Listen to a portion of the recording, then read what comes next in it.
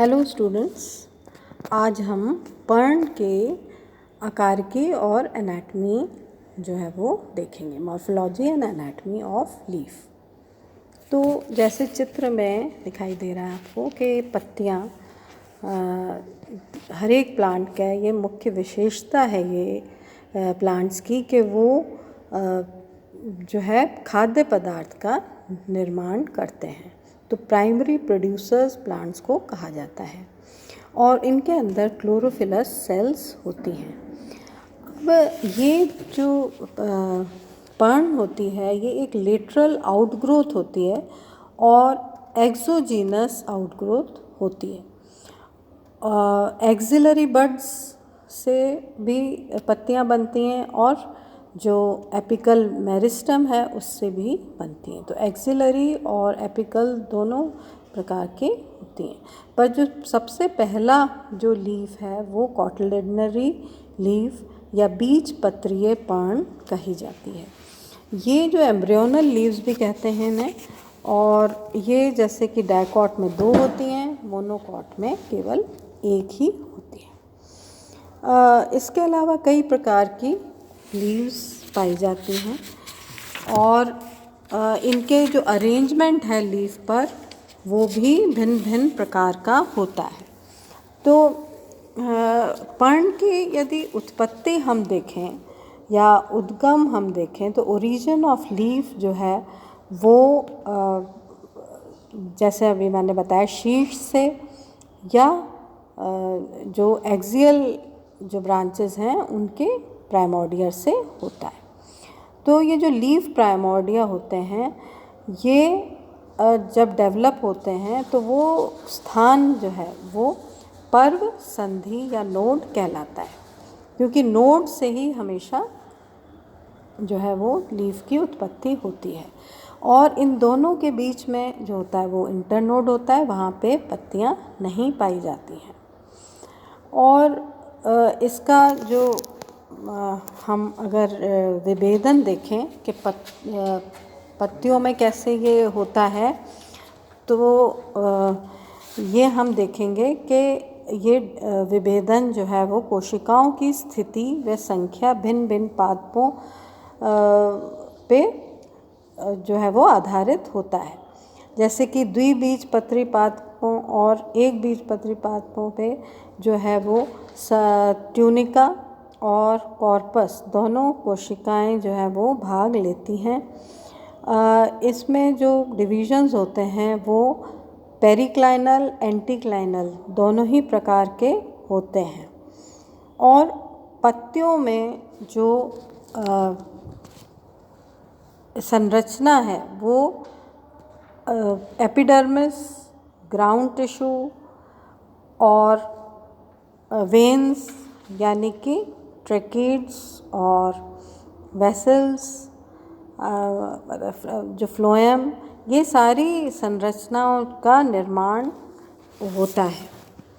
तो development of leaves यदि हम पढ़ते हैं तो ये लेमिना को सबसे पहले हम देखना पड़ता है कि ये कहाँ बन रही है।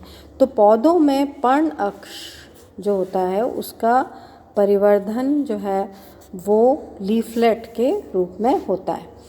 अब ये जो पर्ण है, लीफ प्राइमोर्डियम है, ये एक से अधिक परतों की कोशिकाओं से बनते हैं और वहाँ कुछ पादपों में देखा गया है कि ट्यूनिका की बाहरी परत से पूर्ण अधिचरण बनता है तथा ट्यूनिका की भीतरी परत से जो है वो कॉर्पस कोशिकाएं या मीजोफिल और वेस्कुलर बंडल जो संवहन पूल है वो उसका निर्माण होता है।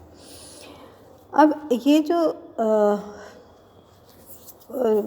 कैम्बियम है वो तेज़ी से वृद्धि करते हुए टेपरिंग कोन की भांति हो जाता है और इसलिए जो पत्तियों की जो शेप है जिसे हम कहते हैं वो कोनिकल होती है और इसमें जो शीर्ष पे एपिकल मेरिस्टम होता है वो कार्यशील होता है और जब तक ये पूर्ण तरह से विकसित नहीं होता ये बढ़ता रहता है। और पर्ण के अक्ष की लंबाई के साथ पत्ती की चौड़ाई भी बढ़ती है। ये इंटरकैलरी वृद्धि कहलाती है। तो पर्णफलक का जो परिवर्धन है या सामान्य पत्तियों में अधिकतर जो मार्जिनल इनिशियल्स और सब मार्जिनल कोशिकाओं के विभाजन होते हैं वो आवर्तबीजी पौधों में सीमांत कोशिकाओं के एंटीक्लाइनल विभाजन ही होते हैं। तो ये इसमें अंतर पाया जाता है तथा इसी पत्ती की जो अपाक्ष सतह जो होती है वो भी वृद्धि करती है। कभी कभी कुछ एक बीजपत्री पादपों में भी इसके अतिरिक्त जो है वो भरण विभज्योतक जिसे हम ग्राउंड मेरिस्टम कहते हैं वो भी पाया जाता है और उससे केवल एक ही प्रकार की जो मेसोफिल सेल्स हैं उनका निर्माण होता है, जैसे कि इस चित्र से आपको दिखाई दे रहा है। तो ये जो हैं ये अभी हमने एपिकल मेरिस्टम की बात की, लेटरल मेरिस्टम की, एक प्लेट मेरिस्टम भी होता है। इससे जो है पत्ती की चौड़ाई जो है वो बढ़ती है। तो पत्ती के परतों का जो आरंभिक व्यवस्था क्रम है वो संवहन पूल और जो ये मेसोफिल की कोशिकाएं हैं इससे पूर्ण होता है और धीरे धीरे जो है ग्रेजुअली ये रूप जो है वो टेपरिंग हो जाता है और कोनिकल आकार ले लेता है। तो जैसे इस चित्र से स्पष्ट है कि कैसे ये जो मार्जिनल इनिशियल है वो पहले तो अपर और लोअर जो एपिडर्मिस है उसका निर्माण करता है।